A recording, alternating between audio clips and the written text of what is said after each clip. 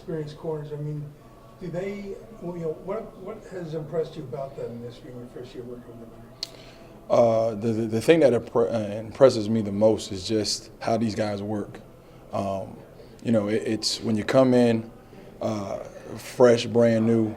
It's only been 7 months, and those guys have really kind of bought into what it is that I'm trying to teach them, whether it be on the field or in the classroom.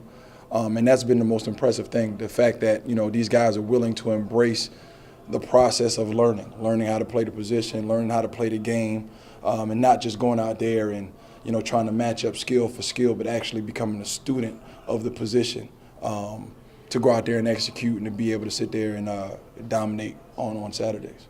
Have they said anything to you, Damon, Isaiah, Bless, about the first quarter against Washington last year? Has they talked, because what happened was they gave up 3 long touchdown passes.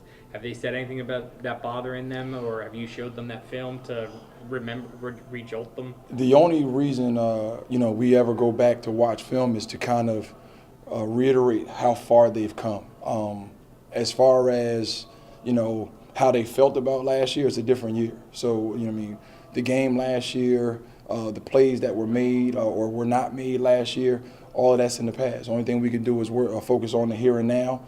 And what we try to do is we try to take certain experiences and grow from them. And then listen, look how far we've come.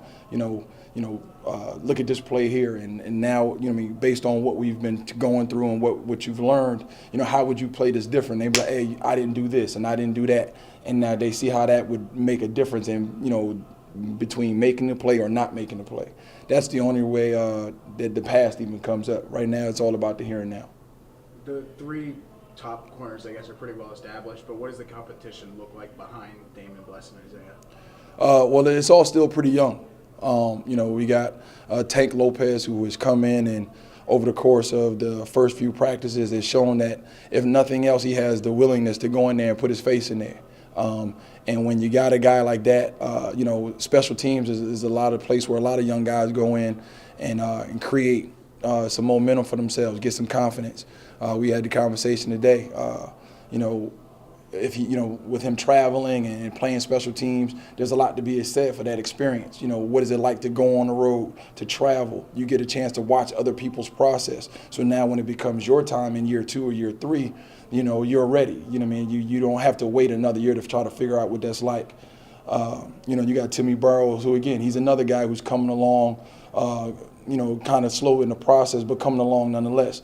Again, playing defensive back at this level is difficult. There's a lot of things when you go from high school to college that you kind of got to erase. There's a lot of bad habits that you got to kind of break, and both of those guys are kind of in that process.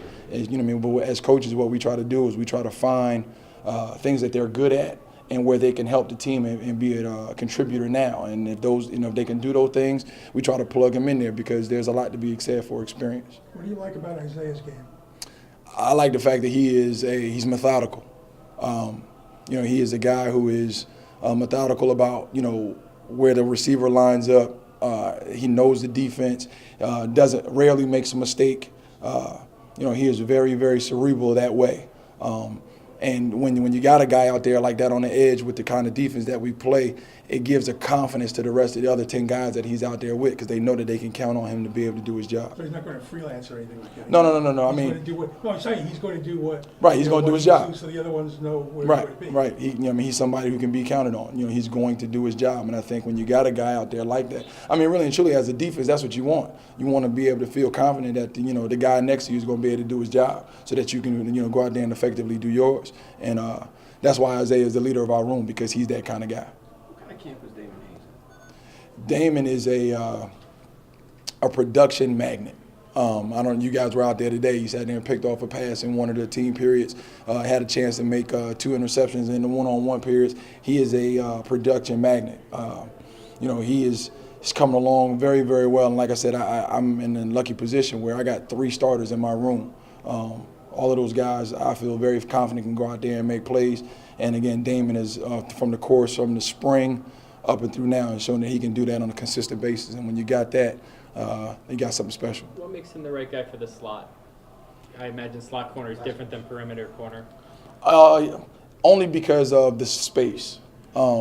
you know, he has the ability to be, one, very, very long, and two, he has a good quickness.